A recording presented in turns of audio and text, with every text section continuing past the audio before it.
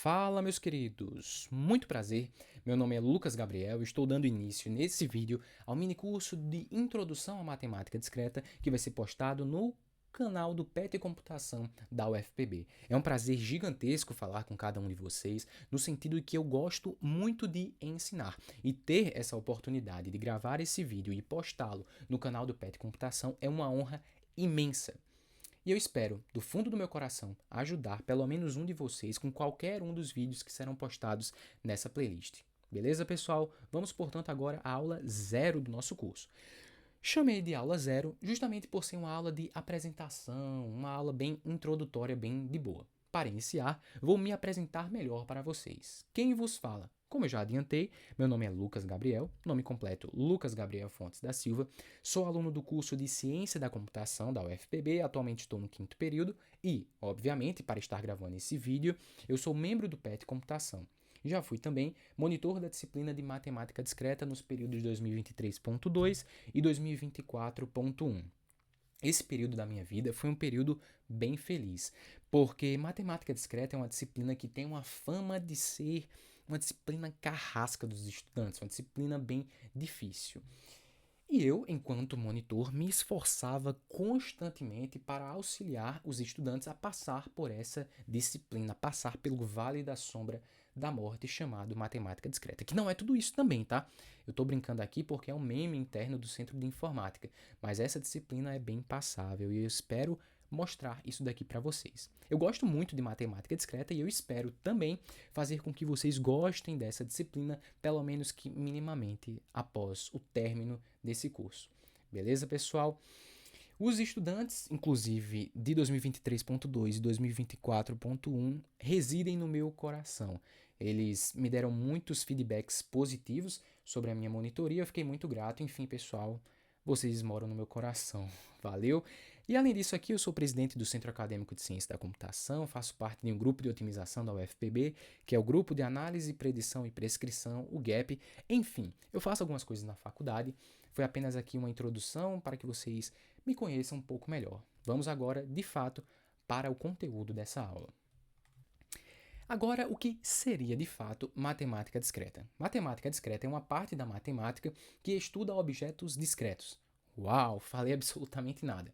Mas o que seriam objetos discretos? Objetos discretos, no nosso contexto, são objetos distintos ou desconexos, que, justamente por serem distintos ou desconexos, podem ser analisados individualmente. Nós vamos ter alguns elementos de determinado conjunto e nós podemos analisar esses elementos, esses objetos, de maneira única, de maneira individual, de modo que suas propriedades possam ser estudadas isoladamente em cada um deles. Se isso ocorrer, nós podemos dizer que esses elementos são discretos. E outra informação importante é que esses elementos estarão dispostos, em sua maioria, em conjuntos finitos, embora em matemática discreta nós também possamos trabalhar com conjuntos infinitos, como é o caso do conjunto dos números inteiros. Mas, de maneira discreta, intrinsecamente falando, esses elementos estarão em conjuntos finitos.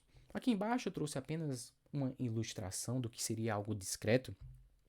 Nós temos uma função f de x é igual a seno de x, porém em dois contextos diferentes. No primeiro, ela está sendo aplicada sobre o conjunto dos números reais, que é um conjunto contínuo, ou seja, os seus elementos não são distintos ou desconexos, e aqui ela está sendo aplicada sobre o conjunto dos números inteiros, que possui elementos discretos. Todos os elementos do conjunto dos números inteiros são elementos discretos, justamente porque eles são distintos ou desconexos e nós possamos analisá-los de maneira individual, de maneira isolada.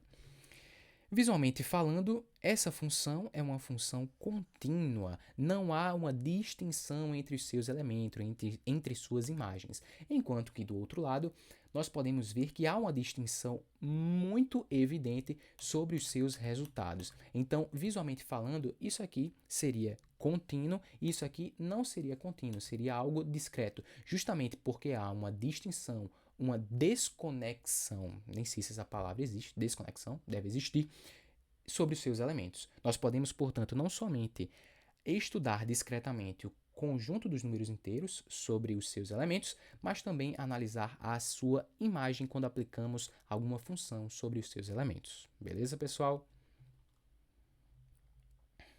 Uma informação importante que eu trouxe aqui é que no computador as informações são administradas e manipuladas de maneira discreta. É por isso, inclusive, que matemática discreta é chamada de matemática computacional, a matemática que o computador utiliza. É por isso, inclusive, que aqui em cima eu disse que os elementos são dispostos em sua maioria em conjuntos finitos. E se tratando do computador, esse conjunto seria a memória do computador, que, como nós sabemos, não é infinita, mas na verdade finita. Ou seja, de maneira geral, o que é que eu quero falar para vocês? Matemática discreta é a matemática computacional, é a matemática que o computador que você está assistindo esse vídeo está utilizando exatamente agora. Um exemplo disso é que uma imagem digital não é uma transição contínua de cores como nós podemos imaginar. Ao ver uma imagem como essa, nós podemos dizer, não, isso aqui é tudo contínuo, não tem nenhuma distinção entre os elementos. Mas, na verdade, uma imagem digital é composta por uma matriz de pixels discretos. Um pixel é o menor elemento de uma imagem, e ele é discreto justamente porque o conjunto de pixels é um conjunto de elementos distintos ou desconexos. Nós podemos ver aqui nessa imagem.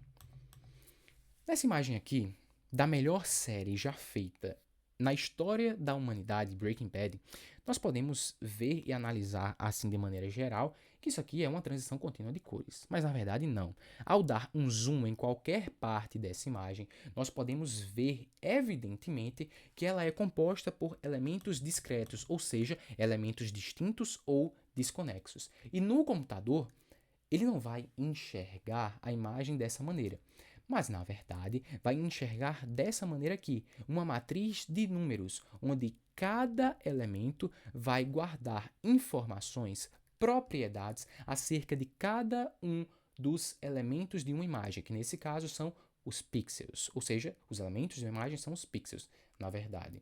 Então, meus queridos, a matemática discreta é a matemática computacional. A matemática que o computador utiliza é a matemática discreta. Isso é muito massa de ser analisado, é ou não é?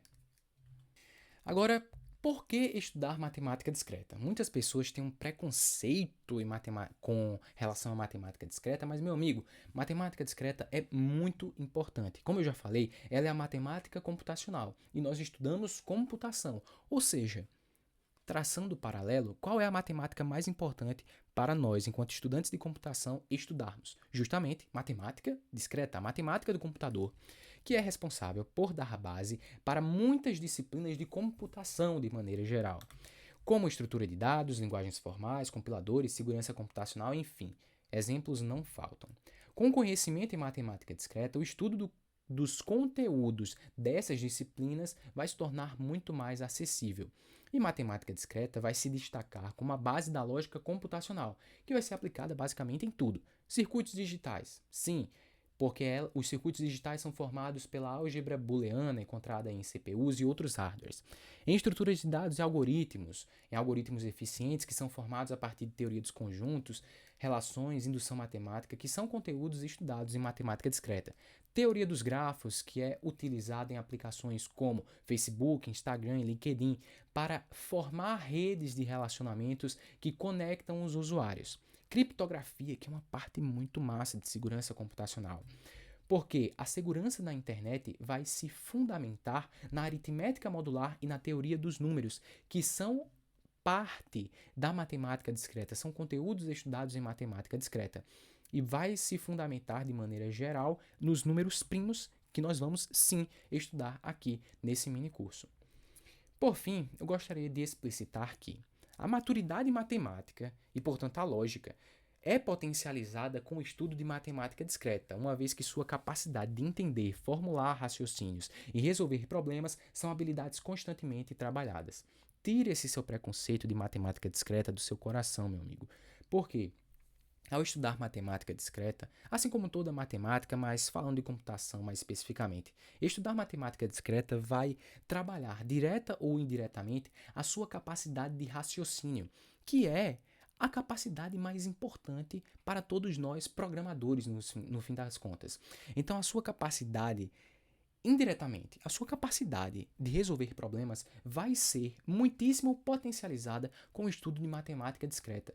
Vamos embora resolver os problemas da vida, resolver o problema do computador a partir de matemática discreta. Matemática discreta é uma disciplina linda, pessoal. Eu espero que vocês estejam concordando comigo, porque que é massa é. E aqui eu puxei um pouco a sardinha para o meu lado, já que eu trabalho com otimização, e problemas de pesquisa operacional são resolvidos com auxílio de matemática discreta, utilizando muitas técnicas de otimização discreta.